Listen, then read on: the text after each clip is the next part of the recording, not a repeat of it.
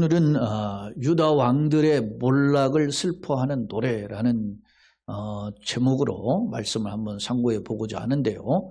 자, 유다 왕들의 몰락. 유다 왕들은 구체적으로 누구를 가리키냐면 유다의 마지막 왕들, 특히 오늘 본문에서 들여다보면 유다의 왕들 4명 중에 3명을 기록하고 있어요. 그러니까 아달랴를 포함하면 유다의 마지막 왕이 시드기야인데 그 시드기야까지 하면 아달랴를 포함하면 20대. 아달랴를 빼면 19명 왕인데요. 그러면 이제 오늘 본문에서 나오는 여호아스가 아달랴 포함하면 17대 아니면 16대겠죠. 그러니까 유다 왕의 마지막 4명의 왕 중에 한 명이 지금 빠져 있어요. 여호야김이라고 하는 여호아스 다음 명과 여호야긴의 중간에 왕이 하나 빠져 있는데 어찌됐든 이 4명의 왕들이 마지막 어떻게 몰락했는지에 대한 내용을 보여줘요. 사실은 오늘 우리가 읽진 않았지만 20장 서도에 보면은 그렇게 있어요. 7째 해 5째 달 10째 날 이렇게 표현되어 있거든요. 그러면 그 근거를 해보면 7째 해라면 에스겔이 끌려간 지 7째 해라는 거예요. 에스겔이 끌려간 지 11번째 해 때 완전 유다가 망해요. 그러니까 망하기 직전에 주어진 메시지임을 엿볼 수 있는데 그렇다고 보면 마지막 왕은 아직 망하지 않은 거죠. 그런 상황이지만 그 역시도 결국 망하게 될 것임을 보여주고 있다는 점입니다. 자, 서론을 한번 같이 한번 보겠습니다. 에스겔 18장에 이스라엘의 총체적인 죄악성과 그에 따른 심판을 경고한 말씀입니다. 에스겔 18장의 내용을 기억하시나요? 이스라엘 백성들의 속담에 이런 게 있었어요. 뭐냐? 아버지가 신 포도주를 마셨는데 왜 우리 아들의 이가 쉽니까? 이걸 가지고 하나님께 불평하는 이스라엘 백성들이 있었는데 그에 대해서 하나님은 뭐라고 해요? 아버지가 신포도주 먹었으면 아버지만 쉬야지 아들은 그것을 물려받지 않는다. 다시 말하면 너희들이 고난당하고 고통당하는 이것은 아버지의 죄 때문에 조상들의 죄 때문에 너희가 고난당하는 것이 아니라 너희의 죄 때문이다 라고 하는 점을 선지자 에스겔을 통해서 지적하셨어요. 자, 다시 서론 부분에 오면 18장이 이스라엘의 총체적인 죄악상. 그러니까 너네들도 죄가 있다라는 겁니다. 그것으로 심판받게 될 것임을 경고한 내용인데요. 오늘 19장인 본장은 유다 왕들의 죄악상과 왕들의 죄악상과 그에 따른 대가로서 죄의 대가죠. 대가로 애굽과 바벨론에 각각 포로가 되었고 또 포로가 될 것임을 지적하며 애가 형식, 슬픈 노래죠. 애가 형식으로 표현하고 있다. 이 애가는 에카라는 단어도 있지만 오늘 본문에 사용되는 1절의 에카는 키나라고 하는 단어로 사용됐는데 이 키나 역시 짧은 슬픈 노래 형식을 띠고 있음을 알 수 있습니다. 자, 이런 애가 형식으로 표현하고 있는데 오늘 본문의 내용을 들여다보면 유다 말기의 역사를 바라보시는 하나님의 슬픔을 애가 노래잖아요. 시적 표현으로서 묘사한 것이라는 겁니다. 그런데 들여다보면 시적 표현이니까 비유적 표현이 많고 상징, 심볼이 있죠. 그런데 뭘로 표현하냐면 유다 전체의 국가를 암사자로 그리고 유다의 그 국가를 통치하던 왕들을 어떤 젊은 사자, 새끼 사자로 표현하는데 그 젊은 사자, 새끼 사자가 결국 어떻게 망하는가, 몰락하는가를 오늘 보여주고 있어요. 묘사하고 있는데 그 내용을 한번 들여다보죠. 왜 끌려갈까? 왜 사자라는 것은 여러분 그냥 토끼나 다람쥐나 이런 약한 동물이 아니잖아요. 강력한 힘을 가진 동물이라고 하네. 그런 사자가 왜 망할까? 왜 끌려갈까라는 것을 한번 들여다볼 필요가 있다라는 겁니다. 그렇다면 한번 성경을 통해서 구체적으로 그 내용을 한번 들여다봅시다. 자, 너는 이스라엘 구관들을 위하여 애가를 지어 하나님과 에스겔을 선지자를 통해서 이스라엘의 고관들은 지도자죠. 그들을 위해서 슬픈 노래를 지으라는 거죠. 탄식의 노래를 지어 불러라 그랬어요. 자, 네 어머니는 무엇이냐? 암사자와 같다. 네 어머니는 이스라엘 전체 왕국을 가리키는 표현이에요. 그런데 이미 북왕국은 없어졌잖아요. 남왕국 남아있으니까 지금 남왕국을 가리키는 표현이 암사자예요. 그가 사자들 가운데 엎드려 젊은 사자 중에 그 새끼를 기르는데, 이제 새끼 하나를 기르는데 그 새끼 하나를 키우매 젊은 사자가 되어 먹이 물어 뜯기를 배워 사람을 삼켰다. 문제는 그 새끼 사자가, 젊은 사자가 왕이라 말입니다. 왕을 상징한다는 말이죠. 근데 이 왕이, 새끼 사자가 뭐 하느냐? 사람을 물어뜯는다는 겁니다. 물어뜯어 사람을 삼키는 거예요. 그러니까 왕이 사람을 살리는 일을 해야 된단 말입니다. 지도자는 살리는 일을 해주는 겁니다. 예? 오늘 우리도 새로운 대통령이 됐는데 위에서 기도해야죠. 근데 아쉬움이 많아요. 응? 뭐 예를 들어서 뭐 자기를 향해서 뒤에서 뒤통수에서 뭐 큰 소리를 질렀다고 해서 잘못한 거지. 그리고 팔짱을 딱 끼고 뭐 슬리퍼 신고 딱 있는 거 싸가지가 없지. 그런데 그것을 너무 그냥 그 즉각적인 어떤 반응을 보이면서 그렇게 그 외면하고 그렇게 하는 것은 좀 넉넉하지 못하다, 아쉽다 이런 생각이 들어요. 물론 참아야지. 싸가지가 없어도. 지도자는 그런 맛이 있는 거죠. 그러니까 그런 아쉬움이 있어요. 자, 그래야 되는데, 여러분 보세요. 지금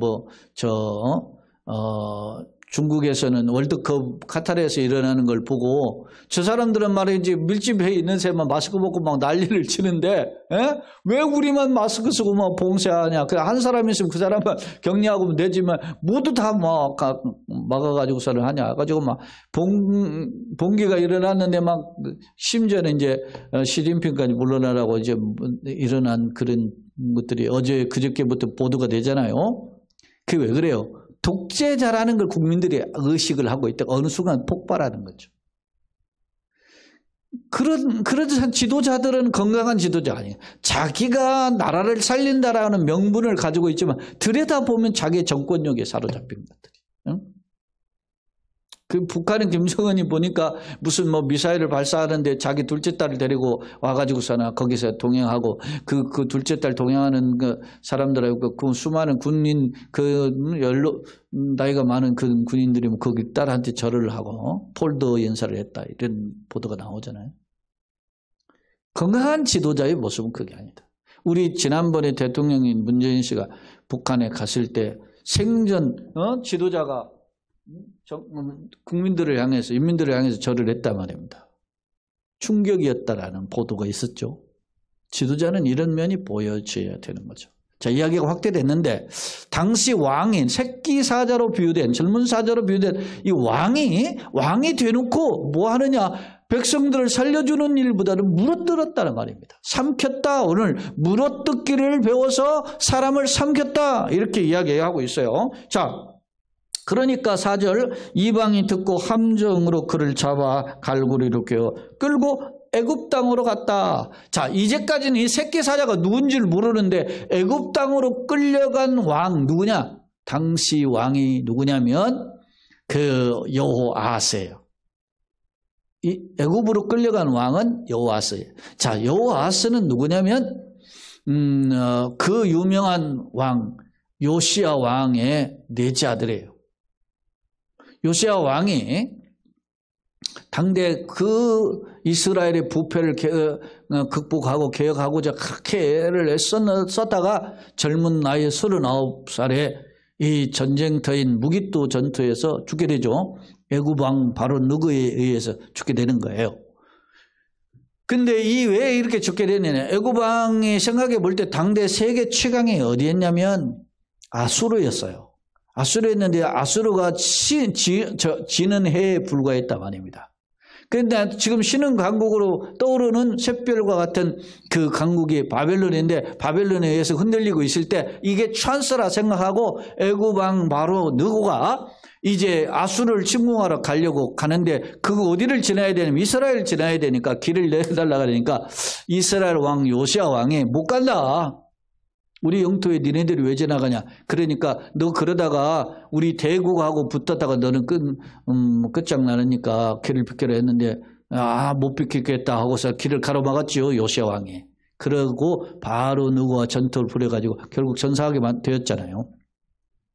전사하니까 이스라엘 백성들이 그의 아들 중에 네 번째 아들인 여호아스를 왕으로 옹립을 했습니다.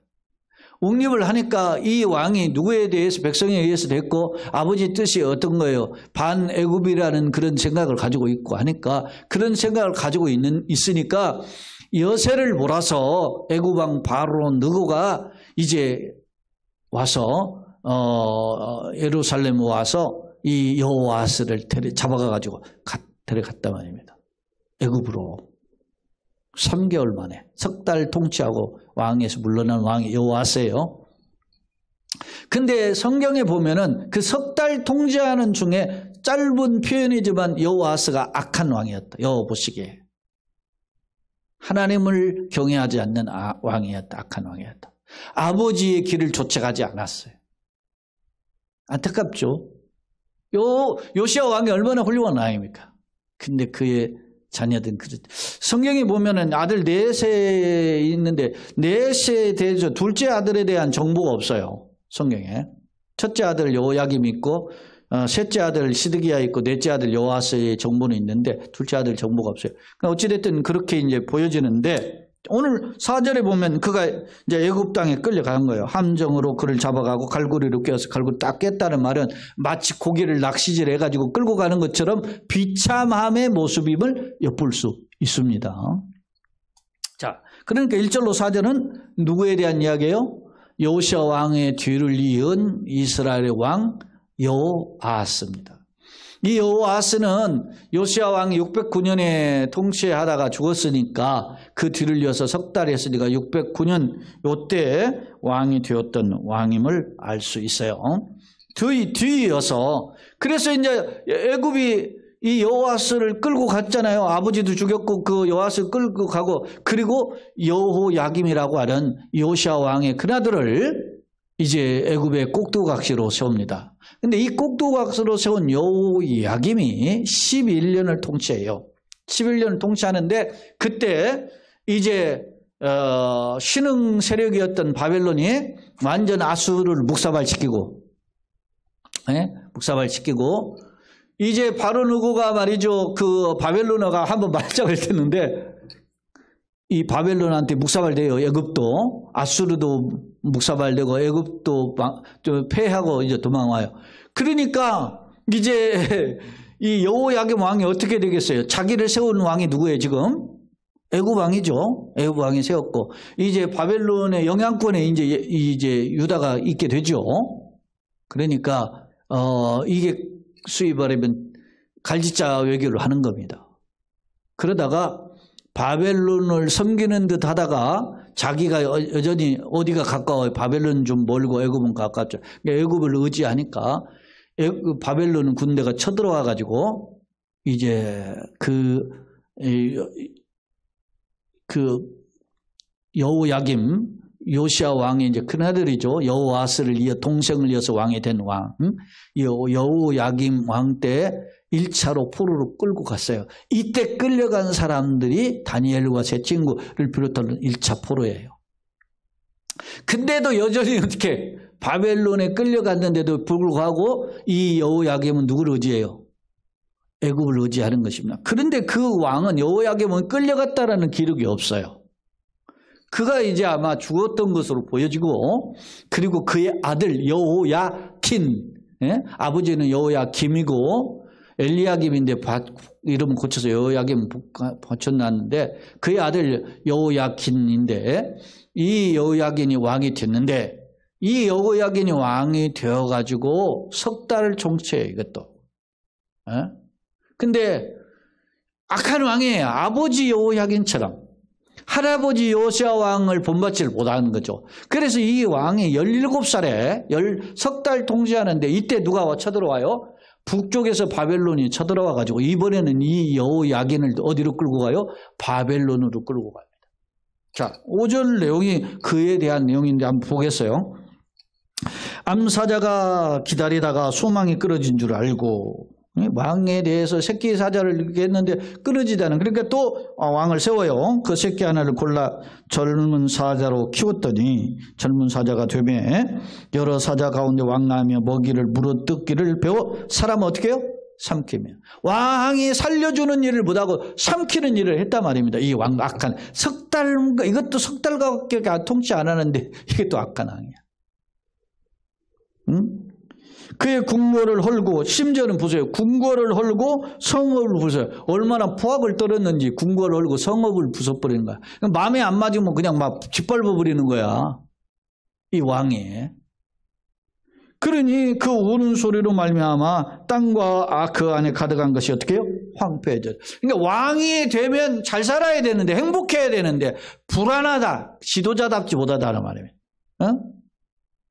대통령이, 여러분, 왜 우리가 지금 국민들이 이렇게 참 그게 소망이 없습니까? 대통령이나 대통령 후보였던 여야의 지도자급 인사들이 국민에게 희망을 못 주잖아요. 그들의 언행 심사가. 애들이 하는 말이지. 뭐 예를 들어서 뭐 새끼, 무슨 새끼라든지, 뭐 예를 들어 쪽팔리다, 이게 애들이 하는 말이지, 어린애들이. 그러나 자기가 어떤 지도자로서는 멘트가 어울리지 않다는 거지. 그러면 쿨하게 내가 그냥 습관적으로 이렇게 잘못 나왔습니다, 이거 조심하겠습니다, 국민들에게 모범이 못했습니다, 이렇게 해야 될 거 아닙니까? 그것도 안 한단 말이에요.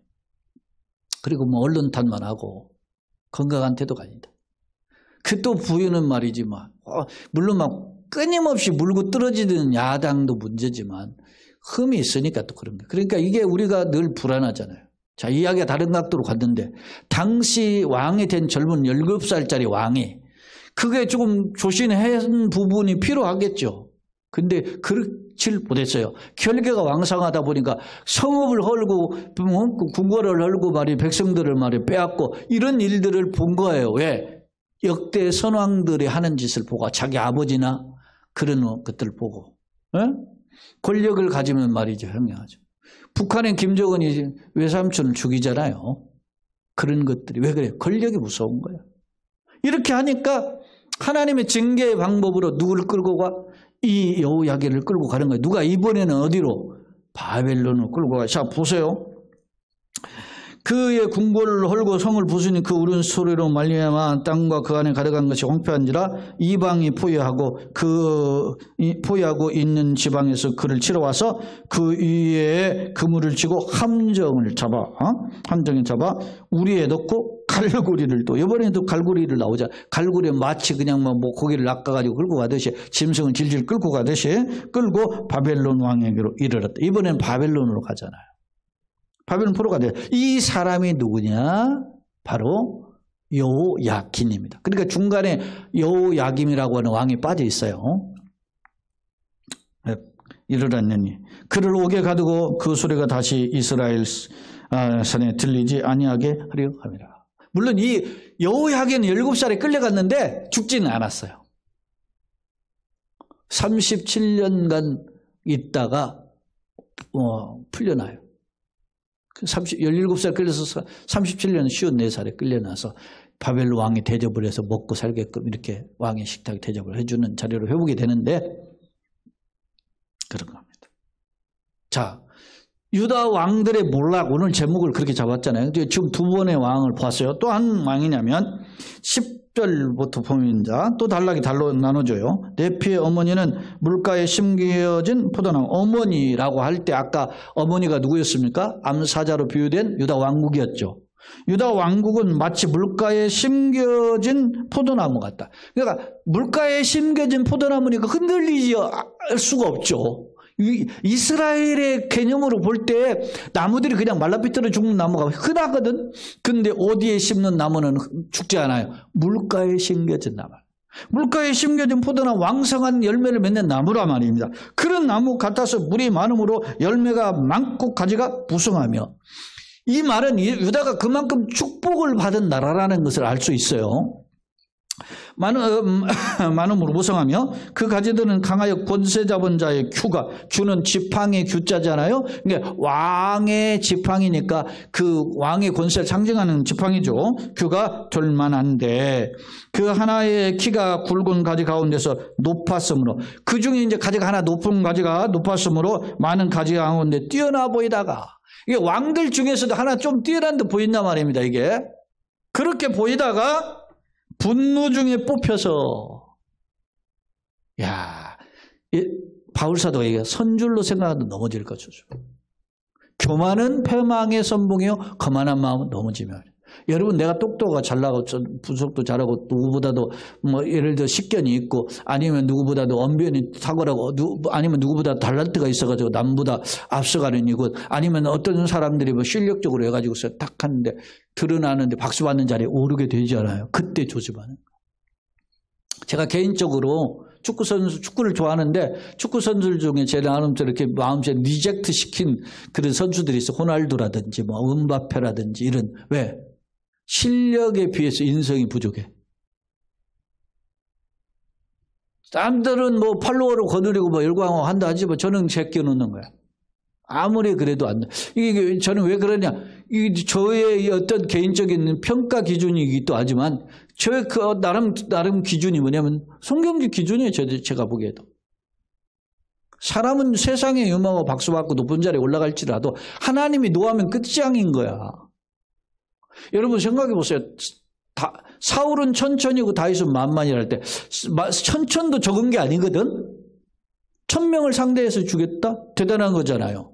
그런데 만반에 비해서 자기 천천히 10분의 1이 불과하잖아. 그것에 못 견뎌가지고서는 사위인 다윗을 죽이려고 하고 끊임없이 하나님 보시기에 부끄러운 짓을 하잖아요. 그게 우리가 건강한 태도가 아니라는 것을 성경을 통해서 딱 들여다보는데 본인은 모르는 거야. 그 사람이 그러면 처음부터 그런 사람이 아닙니다. 사울은요, 기골이 장대한 사람이에요. 처음에 왕을 뽑을 때 그런 왕을 뽑은 거예요. 머리가 하나 더 있어요. 기스의 아들 사울이. 그런 왕인데 전쟁의 영웅이죠. 옛날에는 키가 크고 힘세야 전쟁의 영웅이 되죠. 실제 그런 사람이었어요. 그러니까 사람들이 그 사울을 열광했던 것이 사실이에요. 그런데 다윗이 블레셋의 영웅 골리앗을 물리치고 난 뒤에 그 민심이 다윗에게 쏠리자 사람이 바뀌게 된 거죠. 그리고 어떻게 해요? 인기를 성경에 보면은 거기에 기념비를 세웠다 그래요. 전쟁에서 승리한 기념비를 세우거든요. 사울왕이. 우리도 뭐 광개토왕대 진흥왕 순수비 그런 어떤 소위 말하면 비석을 세우잖아요. 그게 우리 땅이라는 영토를 표시하는 것도 있지만 뭡니까? 공적비와 같은 거거든. 사울이 자기를 위하여 기념비를 세웠다 그랬어요. 그 전에 사무엘 선지자는 어떻게 해요? 하나님의 승리 이끌으니까 거기에 돌을 쌓았고 에베네셀이라 기념비를 세우잖아요. 하나님의 영광을 기념하는 비석을. 근데 다르다 말이에요. 자, 이야기가 다른 각도로 갔는데 오늘 또 다른 왕이 있는데 그 가지가 뛰어나요. 굵은 가지, 키가 굵고 가지가 높았고 많은 가지가 뛰어나 보이다가 12절에 보니까 분노 중에 뽑혀서 땅에 던짐을 당했다. 잘 나가다가 그냥 어느 날 곤두박질 치어버리게 되었어요. 그 열매는 동풍에 마르고, 여러분 보세요. 나무가 뿌리를 받고 있을 때는 아름답지만 어떻게 뽑히고 나면 어떻게 바람이 사막의 열풍이, 동풍은 사막의 열풍이에요. 거기에 부으면 마르고 그 강가지는 꺾이고 말라붙어 탔났더니 이제는 광야 메마르고 가물이 든 땅에 심어진 바 되었고, 광야 메마르고 가물이 든 땅에 심어진 바 되어 끌려가는 거예요. 포를. 그 불이 그 가지 중 하나에서부터 나와 그 열매들을 태우니 권세 잡은 자의 지팡이가 될 만한 가지가 없도다. 이제는 그거가 후손으로 누가 왕을 세울 만한 나무가 없는 거예요. 이게 마지막 왕이라는 거예요. 지금 이게. 아직 망하지는 않았지만 마지막을 지금 보여주고 있어요. 지금. 그게 누굽니까? 마지막 왕이에요. 시드기야 왕을 보여줘.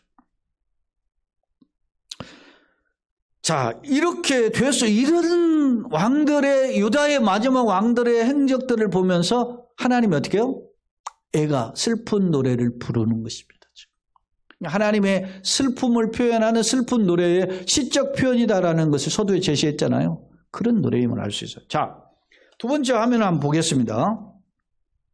오늘 단락은 크게 세 단락이었어요. 1절로 4절, 5절로 9절, 그 다음에 10절로 14절인데 첫 번째 1절로 4절은 여호와스 왕이 애굽의 포로로 잡혀간 사실을 젊은 사제에 비유하여 묘사했어요. 에카는 키나라는 히브리어는 민족기나 회개할 때 개인의 장례식에서 위로할 목적을 부르는 노래를 키나라고 하죠.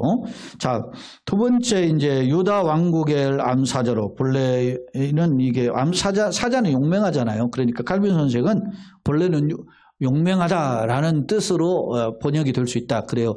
그런 의미가 있어요. 그러나 그렇게 했지만 용맹을 잃어버리는 것입니다. 그 중에 새끼 사자가 됐지만 그 용맹을 아름답게 사용하지 않고 어떻게 합니까? 사람을 물어뜯고 폭정을 하다가 끌려가지 않습니까?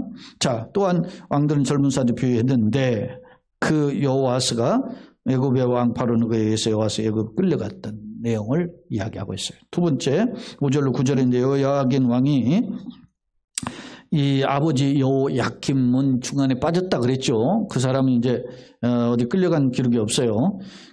대신 이제 그의 아들 여호야긴이 17살에 바벨론에 이제 포로로 끌려 석 달 만에 끌려가는데 잡혀간 사실을 젊은 사자에 비유했다. 여호야김 왕이 짧은 기간임에도 백성들에게 포악을 행하였음을 보여준다. 앞선 여호아스도 3개월, 여기도 3개월이잖아요. 그렇게 석 달 동안에 살 수도 있고 죽을 수도 있다는 걸 보여주잖아요. 그러니까 우리가 이런 것들이 성경에, 그래, 열왕기상하나 역대상하, 이건 왕들의 이야기잖아요. 네? 이거는 특히 열왕기상하는 남북 왕들을 이야기해요. 그런데 역대상하는 유다의 왕조를 이야기해요. 왜냐? 유다의 왕조의 시각을 가지고 썼기 때문에 에스라가. 그렇기 때문에 그 유다의 왕조의 개념 무슨 개념이에요? 다윗 왕권이 흐르는 면면이 흐르는 그 메시아적 사상이 거기에 기록되어 있어요. 그래서 유다 왕조를 기록한 그 역대기의 그 시각과 열왕기상하는 어떻게 해요? 신명기적 시각이에요. 그각과는 각도가 달라요. 똑같은 왕들의 기록이지만 사관의 기록이 다르다고. 이거는 실학적으로 이제 학자들이 이야기하는데 저도 동의하게 돼요. 우리가 성경 그냥 읽어보면 똑같은 내용이나 이렇게 지나갈 수가 있는데 그렇지 않다는 말입니다. 신명기적 사고는 뭐예요? 순종하면 복을 받고 불순종하면 저주를 받죠. 그런 각도예요. 열왕기 상하의 기록은.